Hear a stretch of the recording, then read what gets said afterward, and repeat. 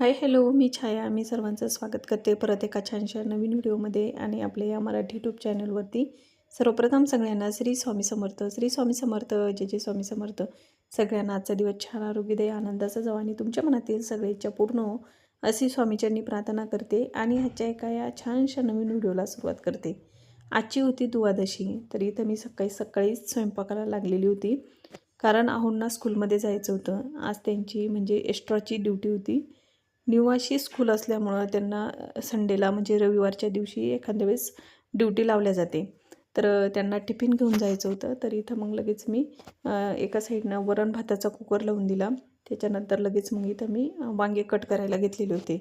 वांग्याची भाजी बनवायची होती सुक्कीवाली आणि गोड याच्यामध्ये मी खीर बनवणार होते. शेवयाची खीर असते ना, तर ती बनवणार. तर इथं मी पहिले वांगे ना स्वच्छ धुवून घेतले. सध्या आता पावसाळा चालू असल्यामुळं भाज्या आपण कशा स्वच्छ धुवूनच घ्यायला पाहिजे. 2-3 पाण्यानं तरी भाज्या स्वच्छ धुवायच्या. जास्त तर काही शूट नाही करता आलं, कारण मला थोडीशी घाई झालेली आहे सकाळी सकाळी.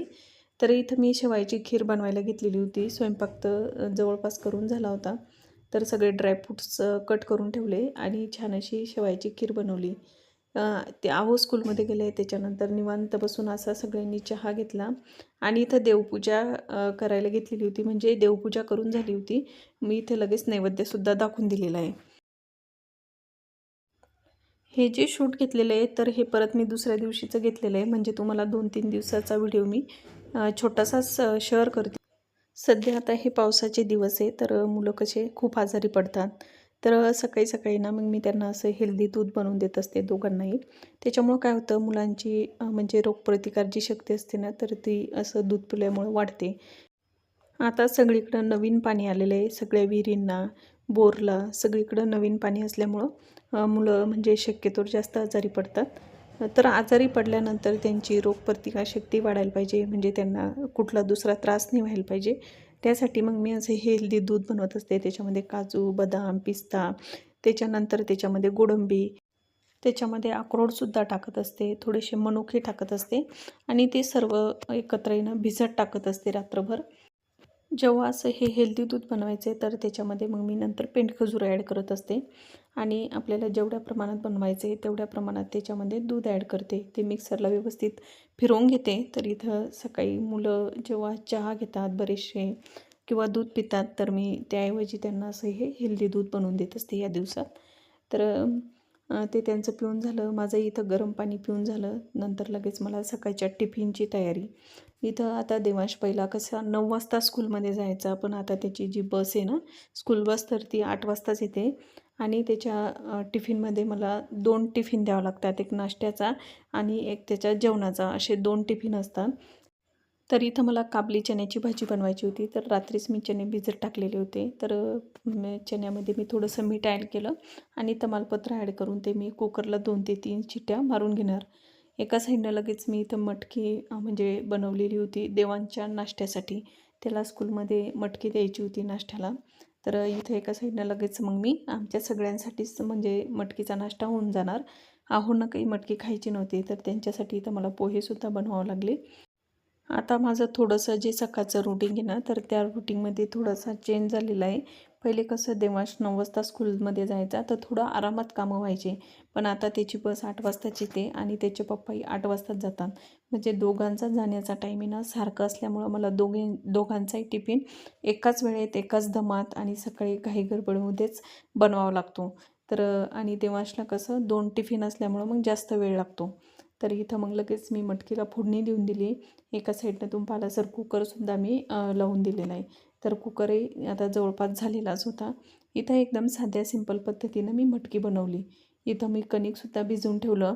इथं मटकीसुद्धा शिजून झाली. इथं मी पोहेसुद्धा बनवून घेतलेले आहोंच्या नाश्त्यासाठी आणि इथं चण्याची भाजीसुद्धा बनवून तयार झालेली आहे. तुम्ही इथं पाहू शकता एकदम मस्त अशी ही एकदम साध्या सिंपल पद्धतीनं जे बेसिक मसाले असतात आपल्या मसाल्याच्या डब्यातले, तेवढे मसाले वापरूनच ही भाजी मी बनवली. खूप छान अशी ही भाजी झालेली होती. देवांशलाही स्कूल बसमध्ये बसून दिलं. त्याच्यानंतर मग मी फ्रेश झाले आणि इथं मग मी लगेच देवपूजेसाठी फुलं तोडून घेतलेले आणि इथं तुम्ही पाहू शकता या गुलाबाच्या झाला म्हणजे गुलाबाचे जे झाड लावलेलं होतं ना, तर त्याला असा कळ्यांचा गुच्छच आलेला होता. खूप साऱ्या अशा नवीन कळ्या लागलेल्या होत्या आणि सगळे झाडं पाऊस पडल्यापासून खूप छान अशी ग्रोथ झालेली आहे झाडांची. तुम्हाला सगळ्यांनाच माहिती आहे मला झाडं लावायला जरा जास्त आवडतात आणि मी शक्यतोवर देवपूजेसाठी जे फुलं लागतात तर त्या फुलांसाठीच हे झाडं लावलेले. कारण घरीच मग खूप सारे फुलं मिळून जातात. इकडं तिकडं जाण्याची किंवा आजूबाजूला जाण्याची गरजच पडत नाही. तर जास्वंदालाही छान फुलं येतात. 2-3 दररोज जास्वंदालाही छान फुलं असतात. तर इथं लगेच मग मी फुलं तोडून घेतले ना. आता मला निवांत अशी देवपूजा करायची. सकाळी कधीतरी होती अशी देवपूजा, नाहीतर मग शक्यतोवर ते दोघं गेल्याच्या नंतरच मी देवपूजा करत असते. तर बाहेरचं वातावरणही तुम्ही पाहू शकता. थोडेसे पांढरे फुलंही तोडून घेतलेले. आणि हो, इथे ना मी बेलपत्राचं झाड लावलेलं आहे. 5 पानाचं जे बेलपत्र असतं ना, तर ते बेलपत्राचं झाड लावलेलं आहे. मग नर्सरीमधूनच आणलं. ते काही मी शूट नाही घेतलं कारण बरेच दिवस आपले व्हिडिओ थांबलेले होते. व्हिडिओ थांबल्यामुळं नंतर असं शूट करण्याची इच्छाच नव्हती. पण बऱ्याच ताईंची कमेंट होती की ताई तुम्ही व्हिडिओ टाकत जा. तर परत मग मी व्हिडिओ टाकण्यास सुरुवात केली. बाहेरची रांगोळ म्हणजे देवपूजा करून झालेली होती. तुळशी मातेची देवपूजा माझी करून झाली. आणि इथं तुम्ही पाहू शकता बेलपत्र 5 पानाचं आहे. 5 पानाचं सुद्धा बेलपत्र आहे आणि 3 पानाचे पण बेलपत्र त्या झाडाला आलेले आहे. खूप छान असं टवटवीत झाडे. आणलं तेव्हा एकदम छोटं होतं. आता बरीचशी त्याच्यामध्ये वाढ झालेली आहे. जसं वाढेल किंवा जसे मी ते पानं तोडेन तेव्हा तसं मी तुम्हाला दाखवणारच. मी जिथं बेलपत्राचं झाड लावलं ना, तर तिथंच मी महादेवाची छोटीशी पिंडसुद्धा म्हणजे स्थापित केलेली आहे. तशी दररोज त्याची म्हणजे पूजा केल्या जाते. जसं झाड मोठं होणार जेव्हा मी अजून तर मी त्या बेलपत्राचं एकही पान तोडलेलं नाही. जेव्हा मी ते पान तोडणार आपल्या देव्हाऱ्यामधल्या पिंडीवरती अर्पण करणार, तसं मी तुम्हाला ते दाखवणारच. पण म्हटलं चला तुम्हाला ते झाड तरी मी दाखवते. तर छान असं ते झाड झालेलं आहे. जशी जशी वाढ होईल तसं तसं मी तुम्हाला ते शेअरच करणार.